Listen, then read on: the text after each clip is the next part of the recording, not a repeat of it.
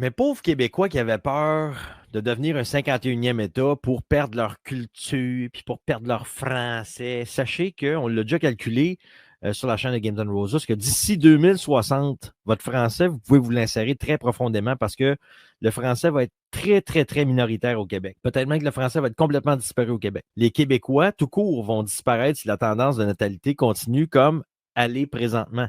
Juste pour vous donner une petite idée, là, il rentre en moyenne par année au Québec 55 000 migrants. Et ces gens-là, c'est des migrants permanents. C'est des migrants qui restent au pays. Pas des migrants genre qui viennent étudier puis qui repartent après une couple d'années. C'est des migrants qui vont rester au Québec. 55 000. Ça, c'est exactement la taille d'une ville comme Rimouski. C'est comme si à chaque année, on doublait la taille de Rimouski avec des cultures puis des langues différentes. En moyenne, on fait rentrer au Québec 140 000 migrants temporaires. Donc, des gens qui viennent étudier ici, qui s'en retournent après, ou des gens qui viennent juste pour travailler, exemple l'été, là, qui viennent ramasser les bleuets, les framboises, puis après ça, ils s'en retournent. On appelle ça de la main-d'œuvre bon marché. Ça, c'est comme si à chaque année, on faisait rentrer 4 fois la ville de Rimouski. Tous ces gens-là, on doit les loger, on doit les soigner, on doit les nourrir, on doit faire garder leurs enfants. Puis une bonne partie d'entre eux sont subventionnés par le gouvernement avec nos impôts. Puis le logement que vous pourriez habiter, vous, petits Québécois, ben vous n'y avez pas accès à ce logement-là. Certains logements, donc vous